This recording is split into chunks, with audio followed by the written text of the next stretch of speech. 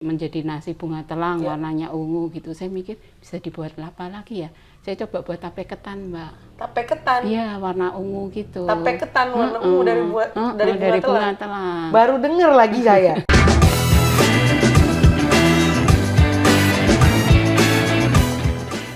Halo Sobat Kartu Prakerja, balik lagi di podcast Jadi Bisa, sebuah podcast persembahan program Kartu Prakerja. Program Kartu Prakerja adalah program peningkatan kompetensi untuk angkatan kerja di Indonesia. Karena kita percaya semua orang punya kesempatan yang sama untuk meningkatkan kompetensinya. Hari ini kita akan ngobrol sama salah satu alumni Kartu Prakerja asal Solo. Kita sudah menghadirkan, atau kita yang hadir di tempat tinggalnya Ibu Ani. Selamat pagi, pagi Bu Ani. Selamat pagi Mbak Sila. Sehat Bu? Alhamdulillah sehat. Bersinar nih, cerah kelihatan gitu, ya. Terlihat bahagia gitu. Katanya deg-degan ya Bu? Deg-degan, nggak bisa tidur aku Mbak. Nggak bisa tidur. Karena mau di-shoot oleh Prakerja. Waduh, kita ngobrol santai aja Bu, karena saya banyak dengar cerita inspiratif gitu ya dari alumni Kartu Prakerja, salah satunya dari Bu Ani nih. Dan kita mau berbagi ke Sobat Kartu Prakerja semua. Siap. Bu Ani, kalau boleh cerita sedikit, saat ini kesibukannya apa aja Bu?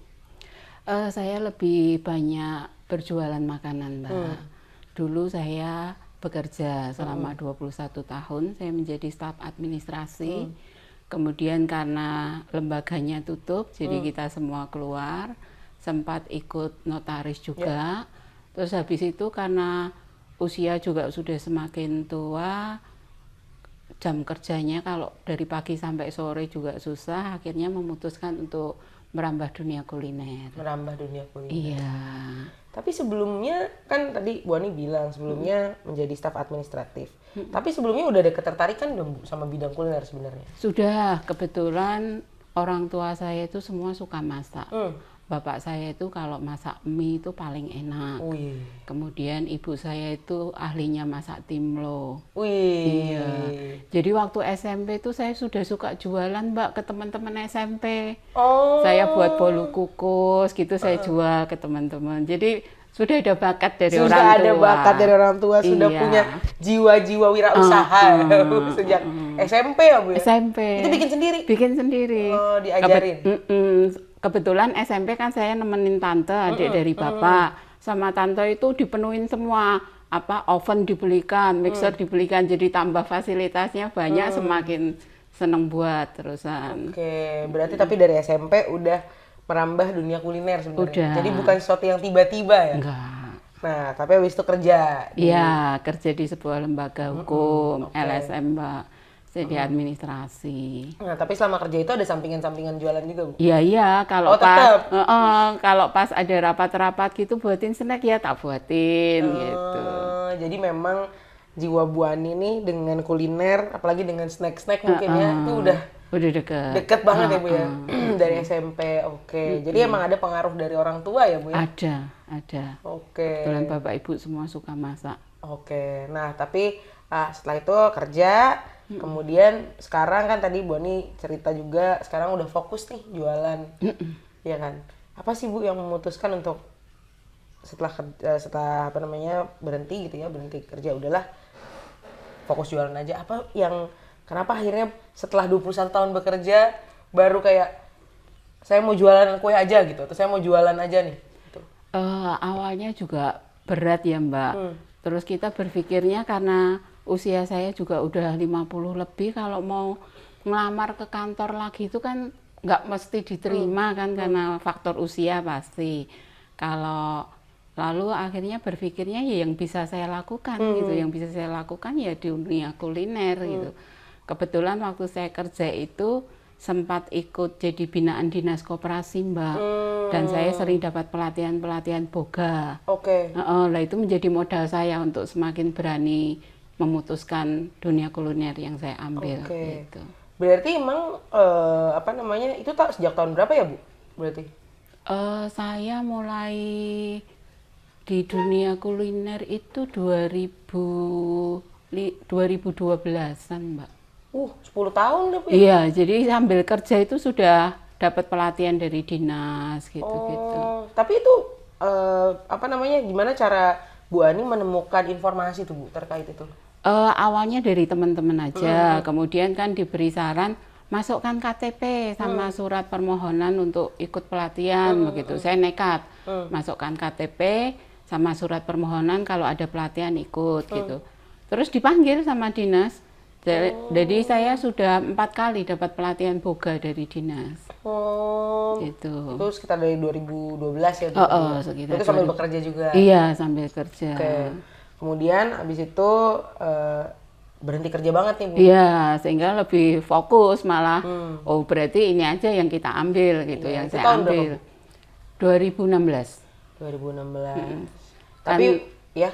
Berhenti kerja itu 2015. 2015 berhenti kerja, 2016 fokus untuk mulai. Apa Bu dagangan pertamanya? Awalnya itu pertama kali itu saya sempat buat serabi Notosuman, Mbak. Karena saya orang Notosuman.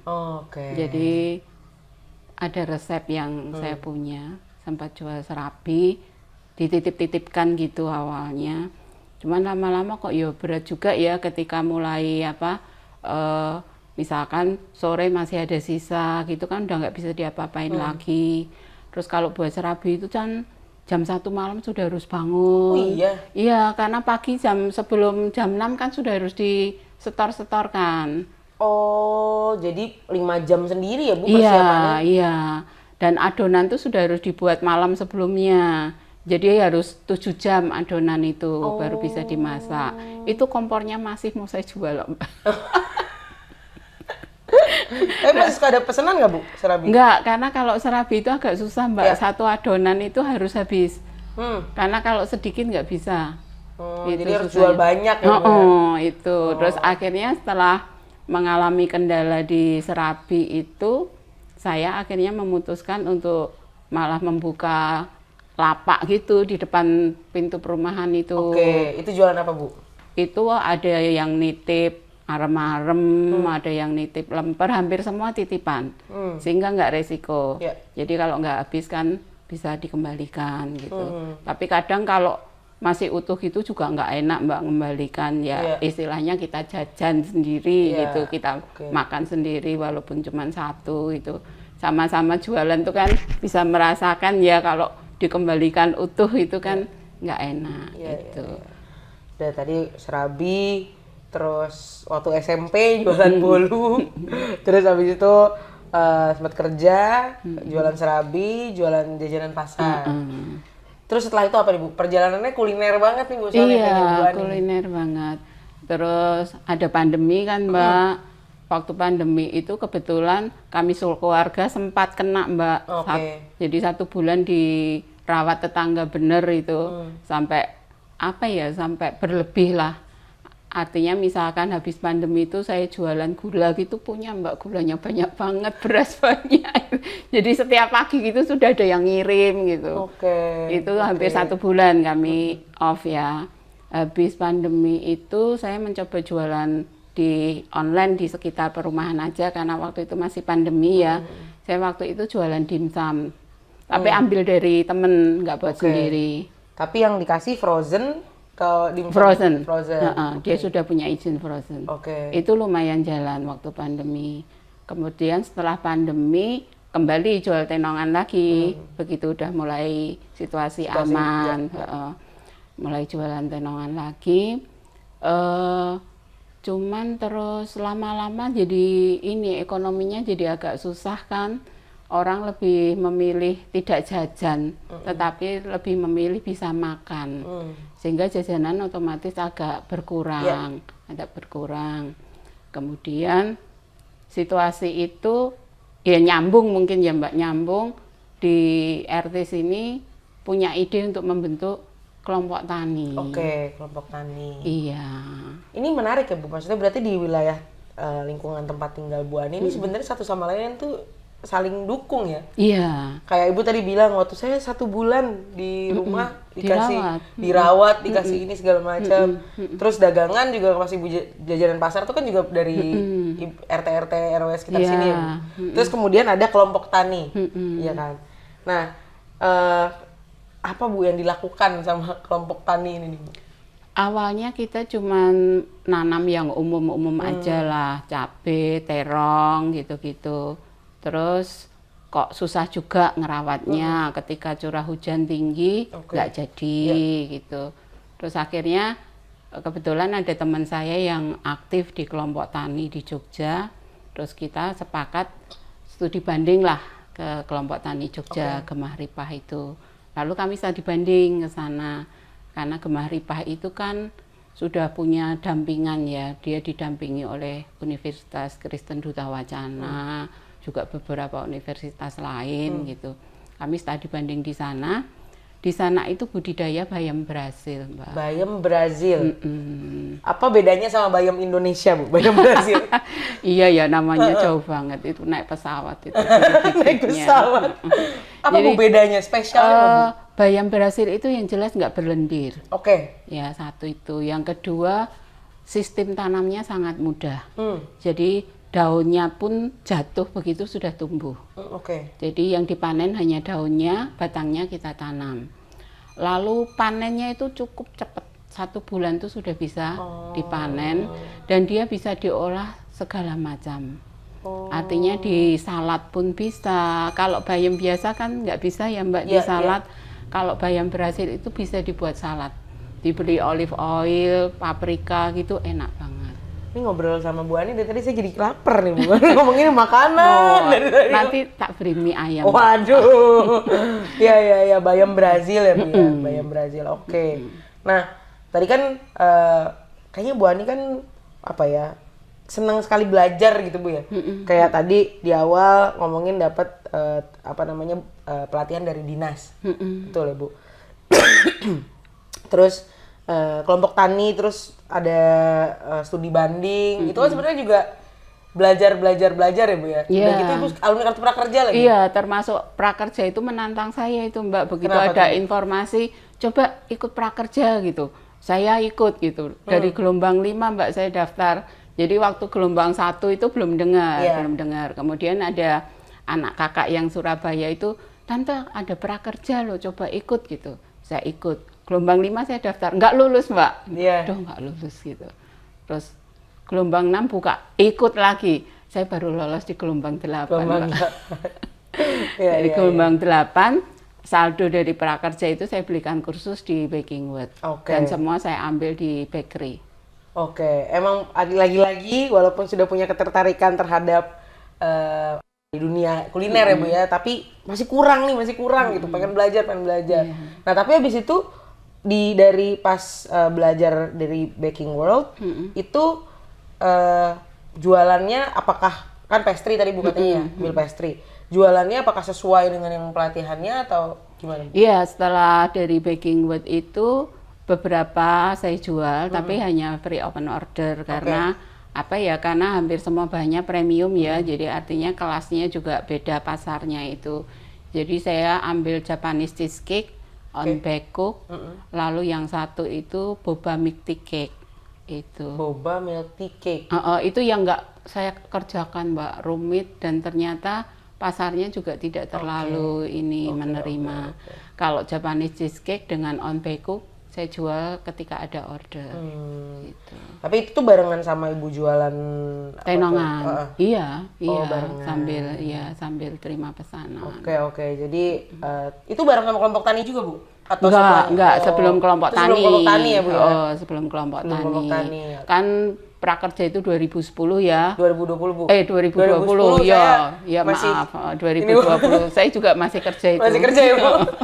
Terus kelompok tani itu kan baru 2021. Jadi setahun kemudian ada kelompok tani. Ada kelompok tani. Kemudian makin kuat nih Bu ya, jiwa kulinernya makin kuat. Iya, dan dari insentif prakerja itu kan beberapa saya beli toh Mbak, jadi punya modal juga. Jadi saya bisa beli oven listrik. Saya beli chopper, beli mixer, jadi kan ada alat-alat yang semakin membuat saya pengen lagi berusaha gitu. Pengen lagi. Nah berarti sekarang tadi dari bayam Brazil, ini banyak ya istilah-istilah yang baru gitu, buat saya baru gitu. On bake cook.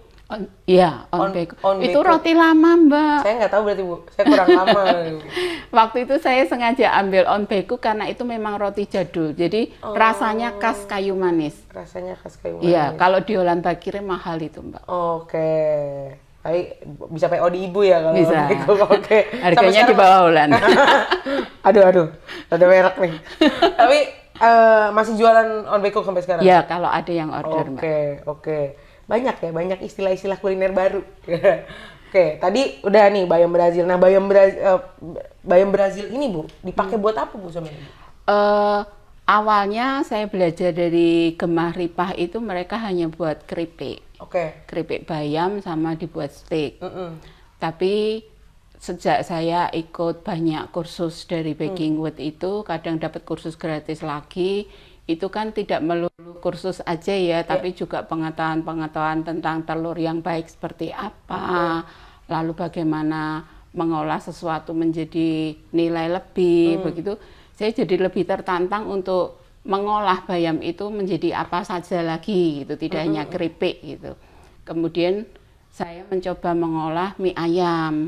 Mie ayam itu bayamnya saya blender, Mbak, jadi mie-nya warnanya Warna hijau. Oke. Iya. Terus saya coba lagi, oh ini berarti bisa dibuat dimsum juga. Kulitnya saya buat pakai bayam juga. Jadi kulit dimsumnya juga warna hijau. Yaitu ya terus jadi tertantang terus untuk dibuat apa ya gitu. Karena kan berpikirnya kalau cuma jual keripik aja ketika konsumen sudah hampir semua merasakan, kalau nggak ada inovasi lagi kan macet kan, Mbak, gitu. Jadi harusnya apa lagi ya gitu. Oke. Menarik ya, cari referensinya di Bu atau kayaknya makan ini, oh ini bisa nih dijadiin bayam gitu, deh pakai bayam gitu. Nggak tahu ya, saya juga tiba-tiba keluar gitu aja idenya, Mbak. Mungkin karena sejak SMP udah sering ini ya. Oh iya, benar-benar. Jadi begitu lihat ini, oh bisa dibuat ini gitu. Lihat ini, oh bisa dibuat ini gitu. Kayak bunga telang gitu, saya lihat, oh ini kan yang diambil warnanya gitu ya. Selama ini kan umumnya hanya dibuat warna nasi begitu. Menjadi nasi bunga telang, warnanya ungu gitu. Saya mikir bisa dibuat apa lagi ya? Saya coba buat tape ketan, Mbak. Tape ketan? Iya, warna ungu gitu. Tape ketan warna ungu dari bunga telang. Baru denger lagi saya. Cuman belum saya pasarkan, baru beberapa orang merasakan pesan begitu. Oke. Jadi ya tiba-tiba udah muncul gitu aja. Kadang ngobrol sama suami, iki kudune iso digawe ngene ya. Kadang suami malah, kuwi gawenan ngono. Iso lho gitu. Oh iya ya, bisa dibuat steak, bisa dibuat apa gitu. Berarti suaminya support juga ya, Bu? Iya. Dan ini quality control saya itu anak saya sendiri, Mbak. Oke. Jadi kalau anak saya bilang nggak enak mah gitu, saya belum berani jual. Tapi kalau anak saya bilang udah nggak apa-apa jual gitu, baru saya jual. Oh, di dukungan keluarga. Iya. Iya. Tapi menarik ya, kata kuncinya tuh adalah inovasi. Kata kuncinya adalah inovasi. Tadi kalau Bu Ani sempat bilang kalau produknya itu aja orang-orang semua udah cobain, ya udah, ntar nggak ada ya, belum tentu ada yang beli lagi. Ya. Jadi tambah jenis produk baru, biar orang penasaran. Tapi berarti Ibu jualannya online semua? Iya, lewat WA. Oke, lewat WA. Berarti sama ya ada teman-teman yang akhirnya Mbak tak jualin ya gitu, ya istilahnya reseller gitu ya, Mbak. Ada beberapa reseller juga gitu. Dan kebetulan dari dinas kita juga dapat, waktu itu saya diminta ikut pelatihan tentang diversifikasi. Jadi mengolah menjadi punya nilai lebih itu. Gitu. Itu karena si kelompok tani ini tadi. Iya, betul. Itu bareng-bareng ya, Bu, sama? Kebetulan biasanya hanya perwakilan kan, satu orang, terus nanti ada kelompok tani lain yang juga hadir. Tapi kelompok tani ini satu RT RW ini, Bu? Hanya satu RT. Satu RT? Iya. Oke. Satu RT. Dikelola bareng-bareng? Iya. Yang lain juga ada olahan-olahan sendiri dari sana? Kebetulan saat ini yang mengolah hanya saya dan Mbak Ida, ada teman yang ikut mengolah. Hanya 2 orang yang mengolah.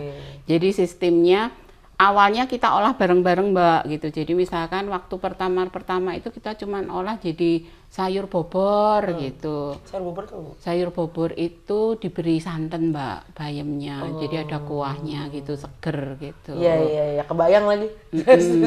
Awalnya cuman gitu. Terus lama-lama kok kayak gotong royong gitu ya, nggak dapat keuntungan kan gitu. Terus akhirnya kita rubah sistem. Jadi setiap kelompok boleh mengolah tetapi membeli bayamnya.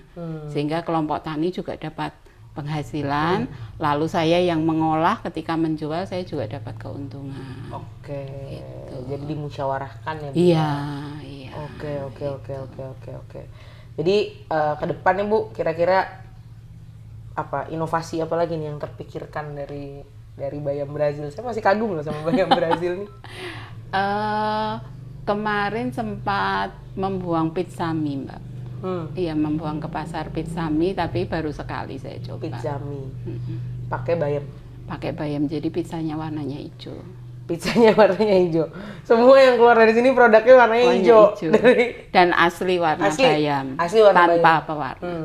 Sama sekali. Yang bunga telang nggak mau coba pizza bunga telang? Oh belum. Bunga telang baru saya buat keripik, Mbak. Nanti bisa dilihat keripiknya. Bunga telang jadi keripik. Saya biasanya teh aja sih. Iya, bisa dibuat keripik. Enak juga. Jadi bisa semuanya bermanfaat ya? Iya. Dan beberapa produk dari bayam Brazil maupun bunga telang sudah saya carikan izin rumah tangganya. Oh, udah ada? Sudah ada dan sedang proses sertifikasi halal. Sertifikasi halal. Nah itu sekarang tuh penting banget tuh Bu. Iya, karena tahun 2024 nanti kan harus ya? Iya. Itu tuh penting banget Bu, karena perizinan, apa segala macam ya. Iya. Biar lancar juga Bu jualannya, jualannya Bu. Karena itu kan menurut mereka juga menaikkan nilai kan untuk di pasaran. Gitu. Nah Bu, kalau misalnya nih, apa sih Bu harapannya sama mungkin UMKM ya Bu ya, UMKM seperti rumahan kayak Bu Ani atau mungkin teman-teman lain gitu, apa sih harapannya gitu ya biar terus berinovasi atau apa segala macam gitu. Sebenarnya biasanya kita itu lebih punya kendala pada pemasaran, satu. Yang kedua juga pada sistem ini, bagaimana membuat sebuah produk itu lebih awet. Tanpa bahan pengawet pasti ya. Contohnya kalau saya itu keripik-keripik begitu kan, bagaimana membuat minyak itu bisa apa ya istilahnya tidak berminyak ketika dijual ke pasaran. Karena ketika itu dijual ke pasaran masih berminyak kan ketahanannya juga berbeda. Biasanya lebih pada persoalan-persoalan itu. Jadi harapannya semoga kalau yang kayak misalnya ketika produksi lebih berkualitas. Iya. Masih mau ikut pelatihan-pelatihan lagi Bu? Harus. Harus. Belajar terus ya Bu ya? Iya. Lo katanya kan belajar nggak ada habisnya. Tuh, belajar seumur hidup Bu. Biar kita jadi bisa. Kayak nama podcast ini Bu. Nah, kebetulan kelompok tani kami itu juga diminta oleh tingkat kelurahan menjadi kelompok kawasan mandiri pangan. Kawasan mandiri pangan. Jadi Solo sedang punya program itu, kawasan mandiri pangan. Lalu oleh Bu Lurah yang dijadikan produk unggulan keripik bayam saya. Itu. Keripik bayam. Jadi Ibu sebenarnya banyak ya didukung keluarga, didukung kelompok tani, ya, kelurahan. Kelurahan maksudnya pemerintahan daerahnya juga mendukung gitu. Iya. Dari situ saya dapat bantuan, Mbak, dapat bantuan alat dari dinas. Oke. Tapi berarti Bu kalau pelatihan-pelatihan itu selama ini online kah, offline? Kalau pas pandemi online, semua. Tapi ini sudah offline. Sudah offline. Kalau Bu Ani sendiri sebenarnya lebih suka pelatihannya online atau offline, Bu? Sebenarnya hampir sama ya. Kalau sistem online-nya juga bagus juga sama kok. Sama. Tapi kalau offline bisa praktek gitu kan Bu ya? Iya, waktu online pun harus praktek. Iya. Jadi kamera harus dinyalain. Iya, jadi kalau praktek anak saya yang saya suruh shot atau suami tetap harus praktek. Oke. Jadi artinya sama, hanya bedanya kita nggak ketemu langsung gitu ya. Iya. Mungkin kalau ketemu langsung jadi lebih bisa saling icip, bisa saling ini ya kali Bu ya. Jadi untuk online offline sebenarnya sama aja selama pelatihannya berkualitas. Kuncinya itu. Kuncinya di pelatihannya berkualitas. Bu, Ibu kan sekarang tuh berarti jualannya via WhatsApp. Terus udah gitu ada yang di luar RT RW kelurahan nggak Bu yang beli? Banyak. Jadi ya melalui teman-teman di RT RW begitu mereka memasarkan keluar. Jadi ada yang kemarin itu keponakannya di daerah lain itu pengen Jumat berkah begitu, saya dapat pesanan nasi bakar. Pakai bayam juga Mbak nasinya. Pakai bayam. Pokoknya apapun dibayamin. Pakai bayam. Nah, itu Bu kalau misalnya jualan gitu Bu, mereka bayarnya transfer atau pakai e-wallet mungkin kayak OVO atau selama ini masih ini beberapa transfer, tapi biasanya saya ketika menyerahkan barang itu mereka baru bayar. Saya lebih percaya begitu. Jadi jadi transfer bank ya Bu? Iya. Tapi Ibu kalau misalnya belanja kalau belanja kebutuhan kan kalau bayam kan nanam sendiri ya Bu. Yang lain-lain belanja kebutuhan biasanya di pasar atau di dekat sini Mbak, di dekat sini ada warung. Ada warung. Kalau di pasar kadang malah lebih mahal Mbak. Beli sedikit kadang malah nggak bisa kan. Kalau di warung tuh kan kebutuhan kita seberapa malah lebih bisa. Ya. Nah, Ibu kan berarti udah jualan dari SMP lah ya, udah jualan dari SMP. Ini kalau kita ngomongin soal Ibu kan ketika udah dapat kartu prakerja, ada insentif yang dicairkan lewat e-wallet atau lewat bank. Ibu waktu itu pakai GoPay. Pakai GoPay. Itu sebelumnya udah pakai atau belum ya? Jadi sebelumnya belum pakai. Belum. Saya termasuk gaptek Mbak. Ini aja besok kan bazar itu harus pakai QRIS. Saya juga belum pernah, tapi harus menyiapkan baru besok pertama kali. Tapi belanja pakai QRIS sudah pernah Bu? Belum juga. Belum juga ya? Belum. Jadi baru pertama kali pakai QRIS dan baru mengaktifkan e-wallet itu ketika kartu prakerja. Iya. Termasuk mungkin bulan depan baru akan mencoba GrabFood. Baru dimasukin. Iya. Karena memang terus terang selama ini gaptek gitu-gitu jadi agak takut juga gitu. Tapi dari prakerja terus dari pelatihan-pelatihan yang lain itu kan menuntut itu harus dilakukan begitu. Ya akhirnya tertantang untuk ikut melakukan. Ya? Tapi keberatan nggak sih Bu kalau misalnya kayak gitu? Ya kalau mau dikatakan keberatannya harus lebih belajar kan Mbak. Karena keterbatasan juga ya. Tapi kalau menurut situasi kan itu sekarang harus. Jadi mau tidak mau kan harus mengikuti itu. Tidak bisa tidak. Iya betul. E-walletnya setelah itu masih dipakai untuk transaksi sama Ibu? Si GoPay-nya ini? Enggak juga. Enggak. Hanya beberapa setelah itu paling beli pulsa listrik gitu kalau pas males keluar gitu. Atau beberapa pernah pesan ke Shopee gitu pakai itu. Tapi hampir pasif.